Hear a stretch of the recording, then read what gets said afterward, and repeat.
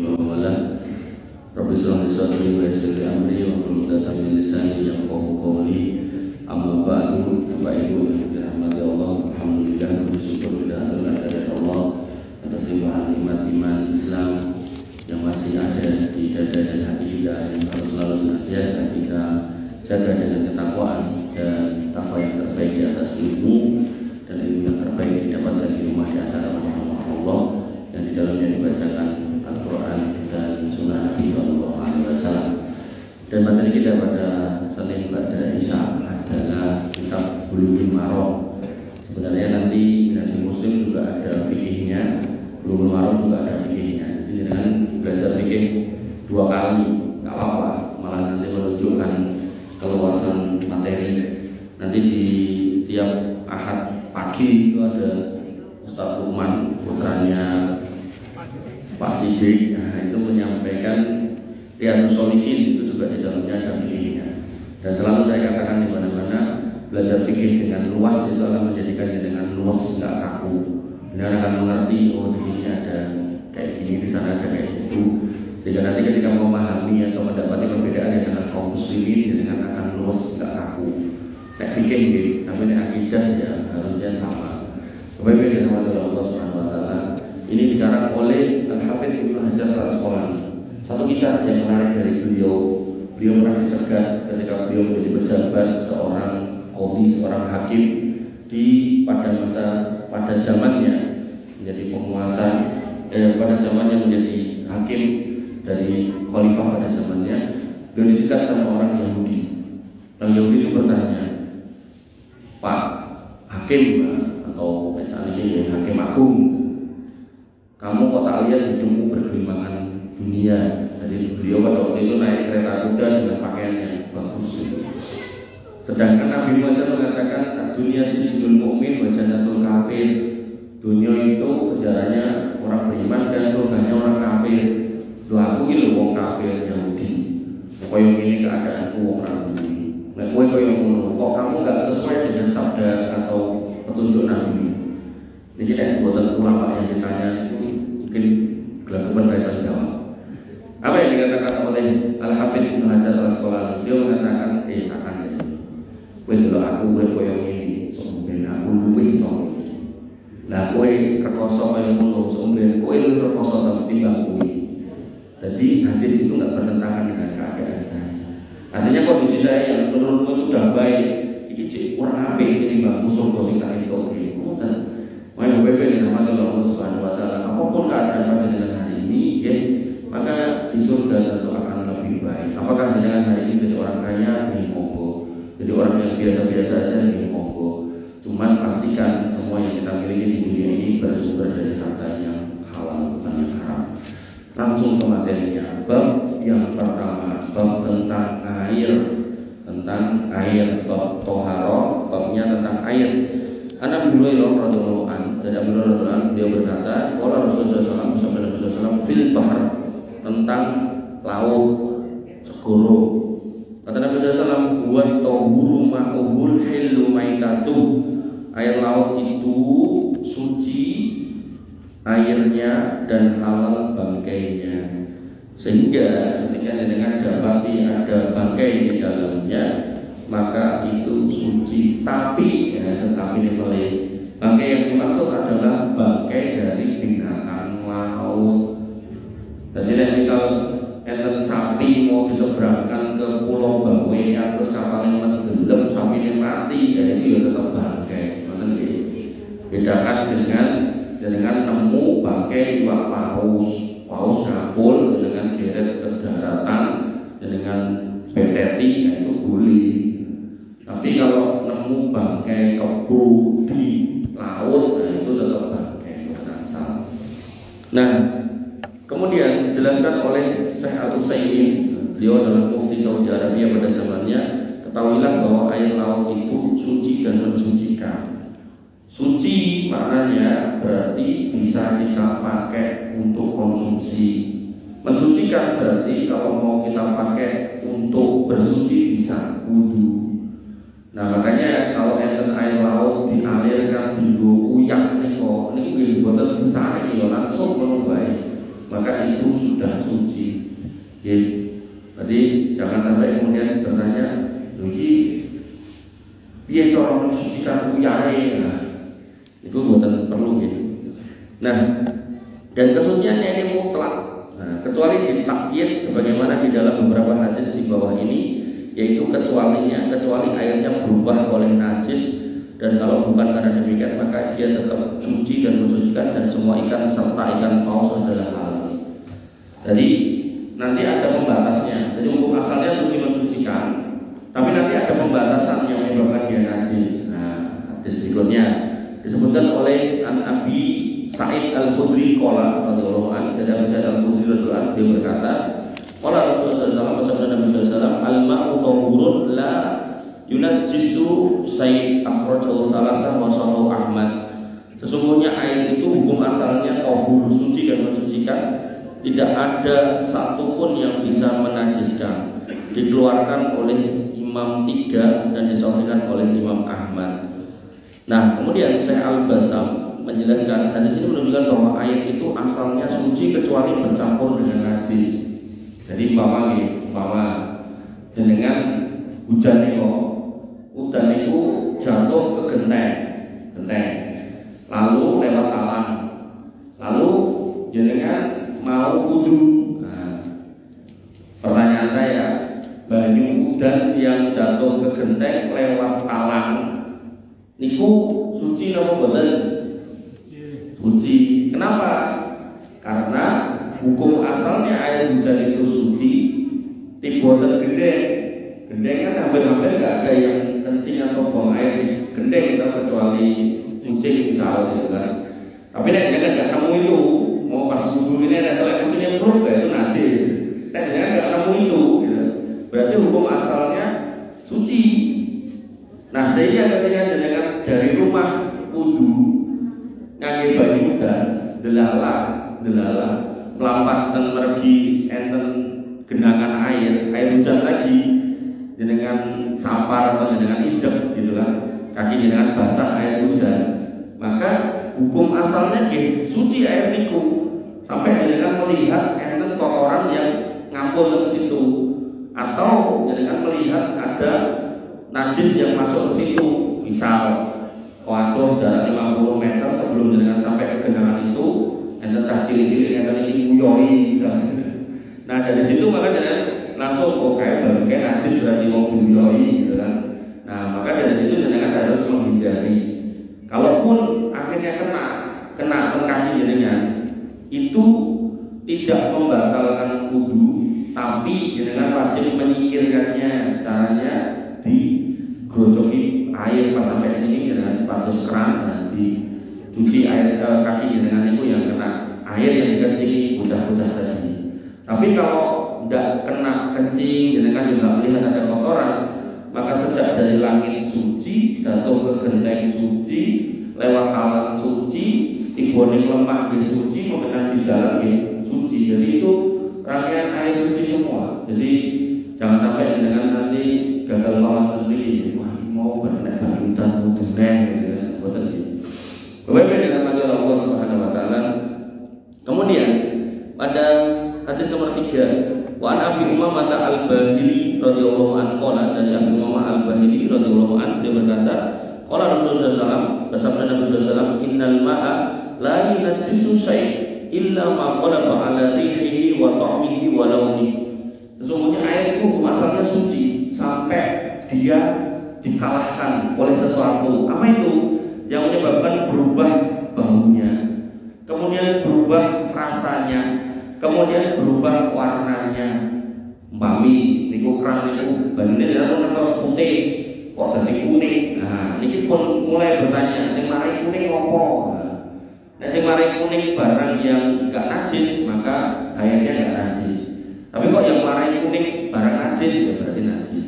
Atau enggak kuning, putih, tapi kok ambune bakar. Nah, saya nanti lho sumber kecenderungan tikus nanti lho, baunya bau bangkai.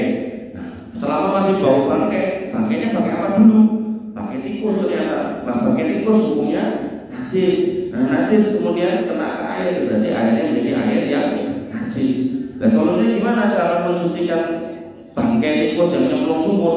Tikusnya diambil dulu, pilihan pertama dengan kuras sumure sampai airnya nggak tercium bau tikus, atau dengan yang mau tambah kaporit silakan. Pokoknya patokannya sampai warnanya nggak berubah kembali ke asalnya yaitu putih, atau baunya kembali ke asalnya sebelum kena najis, atau rasanya baunya biasa, ini lebih kasar kok aneh rasanya. Nah aneh ini nopo, nek aneh rasa kopi, maka itu suci tapi tidak mensucikan. Jadi mungkin ya tanpa baju terus wudu banyak kopi ya itu kelihatan gitu. Jadi itu suci untuk diminum tapi nggak bisa buat bersuci, nggak bisa. Nah maka WP dirahmati Allah, pembatasnya tidak berubah rasa, bau dan aroma. Dijelaskan oleh Syekh Utsaimin dan di sini menunjukkan bahwa air itu pada dasarnya adalah suci yang tidak dapat dinilai najis kecuali apabila rasa, warna dan baunya berubah dengan perubahan yang sangat jelas. Dengan perubahan yang sangat jelas. Makanya kenapa air laut itu secara umum itu dikatakan suci semuanya, karena dia begitu kelebonan sungai mana-mana, air lautnya itu tidak akan berubah ya kecuali warnanya kayak gitu. Makanya di laut itu nanti disebutkan pada Quran surat Ar-Rahman itu bahwasanya laut itu ada garis pemisahnya antara tawar dan asin. Nanti dengan lihat dari atas, tinggal lihat di YouTube enten itu. Niku enten batasannya. Jadi begitu air tawar masuk sungai-sungai itu, dan nanti ada batasannya di satu titik tertentu itu ada batasannya. Nanti begitu masuk ke wilayah yang asin itu sudah netral semuanya. Makanya itu termasuk hikmah atau bijaksana Allah laut ini dibikin asin. Buatan asin, uang dunia kata-kata saya itu. Lalu mau kapal tenggelam mati dan beriku pakai sapi yang pirang gitu. Terus sungai yang bau dari mana-mana masuk ke situ gitu. Maka itu nggak dibikin asin oleh Allah, mungkin bau dunia itu kecikiran teman-teman. Makanya hukum asalnya air laut itu suci dan mensucikan. Tapi kalau air lautnya diambil seember, terus berubah warnanya dari putih dari kuning, atau baunya dari sing baunya ternyata baunya tiba-tiba berbau kecil gitu kan, atau warna atau rasanya dari yang asin tiba-tiba berubah jadi rasa-rasa tertentu gitu kan, maka disitulah baru air yang tadinya suci berubah menjadi najis atau tidak bisa mensucikan. Bapak Ibu yang dirahmati Allah Subhanahu wa taala, hadis nomor 4. Betul dirasakan nanti papat ya. Walil Baihaqi, dan dalam riwayat Imam Baihaqi, al-ma'u tahurun illa in taghayyara rihuhu aw ta'muhu aw launuhu binajasatin tahdusu fihi. Air itu suci dan mensucikan kecuali berubah bau, rasa dan warna sama. Nah yang menyebabkan berubahnya adalah suatu najis yang mengenainya.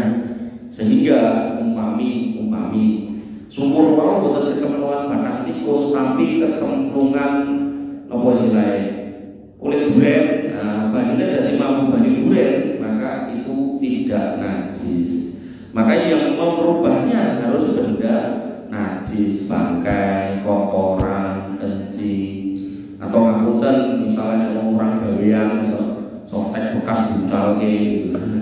Nah hal seperti ini ya dengan harus mengantisipasi. Artinya kalau dengan masih punya sumur-sumur yang mulutnya gede kayak sumur-sumur biyen itu sebaiknya ditutup. Nah, jadi jangan dibuka karena kadang tikus lewat nyemplung gitu.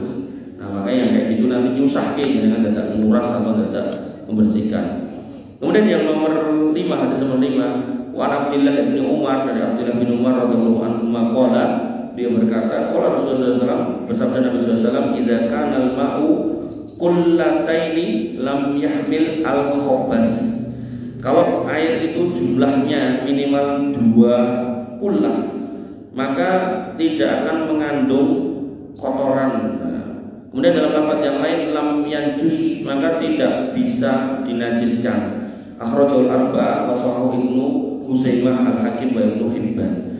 Nah, dikatakan oleh Syekh Al-Basar bahasanya, ketahuilah bahwa bila air itu mencapai 2 kullah, maka dengan sendirinya dapat meniadakan najis sehingga najisnya menjadi lemah karena banyaknya air 2 kullah dan tidak mempengaruhi selama tidak mengubah zat air tersebut. Tapi apabila air tersebut tidak mencapai 2 kullah, maka tidak menutup kemungkinan najis tersebut dapat mempengaruhi zat air sehingga menjadi najis, sehingga najis karena bercampur baik berupa airnya atau karena yang lainnya. Jadi sebuah air itu kalau melakukan najis dengan volume minimal 2 kulah, kok kemudian tidak terjadi perubahan apapun, jelas-jelas dikencingi, tapi 2 kulah airnya, rasanya nggak berubah, warnanya nggak berubah, baunya nggak berubah, maka hakikatnya air itu masih suci. Nah 2 kulah itu berapa?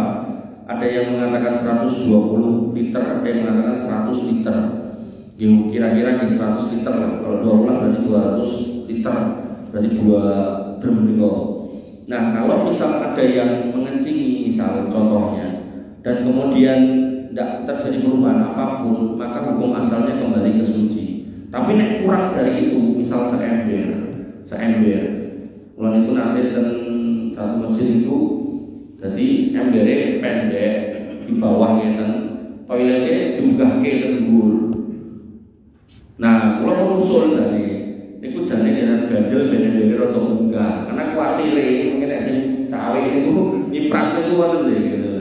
Membernya kan embernya lebih tinggi gitu. Nah, maka kalau itu ember terus kecipratan najis, karena embernya kecil dan dengan kecipratan najis itu tidak berubah warna, rasa dan bau, ini itu tetap najis karena kecil. Makanya kalau kemudian jumlahnya besar, kecipratan najis dan tidak berubah warna, rasa, bau, maka kembali ke asal, yaitu masih suci. Nah, sehingga kalau dengan kamu dan renang kok, kan kadang ada orang yang ragu, di Jojo diyoi, kok Jojo, memang yoyo. Neng tinggal dengan pas nyemplung itu mampu, pipis dong boten, nek mampu ya berarti najis tadi. Makanya dengan nek berenang itu, ampun, apa istilahnya boten siram, harus siram, gitu kan. Nah, tapi nek dengan boten siram, niku nenek niku enten najisnya pripun. Maksudnya kalau ada yang kencing di situ dan nyata-nyata dengan bau kencing ngoten, nah niku berarti najis walaupun sak boten karai. Tapi nek enggak tercium bau najisnya, maka insyaallah enggak najis. Kadang kelihatan kiai rada nasal piye Mas? Niku bar men atau mandi besar atau bar mimpi basah atau bar hubungan dengan suaminya atau istrinya, ibu atau wajib mandi besar kok. Niku sengaja boleh kolam renang sisa Gus junub. Jadi tinggal mencucikan ada besar.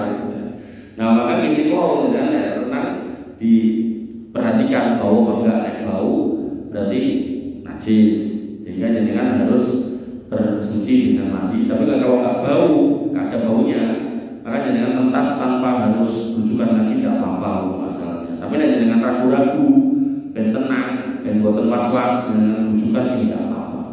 Dan rujukan ya boten kedah, sabunan, samponan ya. Zaman dulu Nabi ya enggak samponan, enggak sabunan, buat neten sabun. Yang penting ya jawab bidaran itu nek pengen rodok aku wangi pripun. Makanya jenengan ke kolam renang kalau mau sabunan ya silakan. Nanti piye mandi besar ya kudu sabunan boten. Hukum asalnya tetap diguyurnya air dari ujung sampai bawah. Soal sabunan itu bonus artinya yang dengan sabunan dengan kan punya parameter itu sudah kesiram semua apa enggak paham betul loh. Umpami dengan boten samponan rujukan tok mungkin ada sing kelewat tok, wah berarti ada sing kelewat. Tapi nek dalam sampun kabeh kan belum akan ngecek tok tiap posisi sabunan gimana dengan sabunan otomatis dengan rujukan akan mengecek semua ini. Nah, sehingga dari situ kemudian lebih afdol memang kalau dengan sabunan atau samponan. Bapak Ibu yang dirahmati Allah Subhanahu wa taala, niki hadis nomor 5. Saya menanya ya, enggak ada. Lanjutkan. Hadis nomor 6. Wa Nabi Hurairah, dari Abu Hurairah radhiyallahu anhu dia berkata, qala Rasulullah sallallahu alaihi wasallam, sabda Nabi sallallahu alaihi wasallam, la yaghtasil ahadukum fil ma'id da'im wa huwa junubun. Janganlah salah seorang di antara kamu mandi dalam air yang tidak mengalir ketika ia sedang junub. Nah, ini menjadi dalil Bapak Ibu yang dirahmati Allah Subhanahu wa taala, air yang menggenang walaupun banyak yang dicemplungi najis besar di sini adalah junub, berarti berpotensi airnya itu najis semuanya. Kami loh dengan nek tadi ngapunten mau mengamalkan mandi besar di kolam renang, itu mencari kolam renang yang mengalir. Niku enten nggih namung ten Jati. Nek jenengan golek ten kutol-kutol itu umumnya buatan ngalir, ganti banyunya seminggu pisan. Makanya lebih afdol niko. Makanya nanti indikasinya itu kelihatan. Kolam renang yang airnya nggak mengalir, niku biasanya ditambahi kapori untuk menetralisir bakteri yang mungkin hadir karena ada orang yang kencing atau tadi mandi junub dan seterusnya itu, atau bawa penyakit budik dan seterusnya. Nah maka kamu dengan yang punya kondisi sensitif kulit, niku tidak disarankan untuk berenang di tempat-tempat yang niku karena nanti marai tambah gatelan gitu. Nah bagusnya tetap dengan kejati gitu. Ini ganti niku mencari yang cedak pancurane. Nanti begitu berocok banyaknya langsung ganti kan ya. Ampun nyari yang katuh sama pancurane ya. Maka BB dan Allah Subhanahu Wa Taala, saya Al-Basar mengatakan di sini menunjukkan bahwa diharamkan atau dilakukan bagi seorang yang sedang mandi di dalam air yang tidak mengalir sedang ia dalam keadaan junub. Jadi tidak boleh kita mengotori tempat-tempat yang tidak ngalir. Nah, mungkin kalau zaman Sumatera itu nanti, niku air itu susah. Jadi tak ada hujan, betul-betul hujan, niku nyedotin kali. Sedotin kali dilebokkan dengan kolam gede. Nah terus kita dibikinkan bilik gede gitu, mandi di situ, jebul nganggo cido. Nah dia kata tengisan nyemplung riku, aduh gue coba salam dengan tadi. Makanya dalam kondisi seperti itu ya kan harus menata. Makanya konsep beberapa kamar mandi zaman dulu niku polanya dowo, terus sekat-sekat kecil-kecil, terus mulut polanya itu gak dibikin gede, gede kan mau pengen nyemplung gitu kan, maka dibikin kecil kok jeruk. Jadi uang megah nyemplung tuh megah kelelok gitu kan, makanya cuma itu bitok. Jadi dengan harus seperti itu. Atau kayak di Masjid Agung itu dibikin gede tuh dhuwur, terus ditutup. Berarti orang juga gak kepikiran nyemplung gitu. Nanti nyemplung kan mungkin ya wudhu ya gak sah wudhunya. Makanya Bapak Ibu yang dirahmati oleh Allah Subhanahu Wa Taala, nek saat ini pun enten toren terus enten keran-keran itu pun aman. Nah, enten Bekasi, enten toren, atau barang tinggu kok susu kamu kecing, ternyata yang menungso yang mati. Jadi tonggone doyak polisi melayu udah lotek, nenek toren nyemplung situ, lu ditutup reso buka deh, tempat sudah mati, wah masih enak deh. Oke, Bapak Ibu yang dirahmati oleh Allah. Namun sebaliknya kata beliau, ia diperbolehkan mandi di dalamnya apabila tidak dalam keadaan junub sebagaimana mandi hanya untuk membersihkan badan atau hanya sekedar mandi. Maka hukumnya sunnah. Begitu pula mandi dikarenakan sadar dari pingsan itu juga sunnah. Jadi kalau bukan junub tidak apa-apa nyemplung kata beliau. Kemudian ada nomor 7 Walil Bukhari, dan dalam riwayat Imam Bukhari, la yabulanna ahadukum fil ma'id da'im alladzi la yajri. Jangan salah seorang di antara kamu mengencingi air yang tidak ngalir, summa yaghtasilu fihi, lalu mandi di dalamnya. Jadi kenapa air mengalir ini gak boleh dinajisi, gak boleh dikencingi? Karena dipakai orang. Nah, kalau kemudian kita kencingi, kita kasih najis, mesaknya nanti orang berikutnya, dia gak bisa mensucikan dirinya, gak bisa buat wudu. Ya, Bapak Ibu yang dirahmati oleh Allah Subhanahu Wa Taala. Wali Muslim nomor 8-nya. Wali Abi Dawud, dan juga dari Abu Dawud, wala yagtasil fihi minal janabah, dan jangan mandi janabah di dalamnya air yang tidak mengalir, karena ada potensi kelebonan najis dan najisnya itu tidak hilang. Makanya dia ke kamar mandi niku saran mawon, nek ada baknya yang permanen niku nek dengan pun rampung niku nang tutup, jangan dibuka. Nek dibuka niku mungkin soal tikus ambyur terus mentas dengan nggak tahu, atau mungkin sok-sok dan kucing barang kok pipis niku lah kita nggak, makanya sebaiknya ditutup kamar mandi niku. Nah syukur-syukur dengan ember itu yang tutupin malah gitu kan. Maka menutup bejana itu lebih aman daripada terbuka. Bapak Ibu dirahmati oleh Allah Subhanahu Wa Taala. Buat pilih dikir rumiin yang bisa saya sampaikan ini dah halian luar dunia. Ada yang mau ditanyakan enggak? Enggak ada. Apa yuk Pak Joko? Oke, insya Allah kita sambung di pertemuan yang akan datang dengan kitab yang sama, yaitu Bulughul Maram, dengan materi yang kedua, yaitu mandinya seorang laki-laki dengan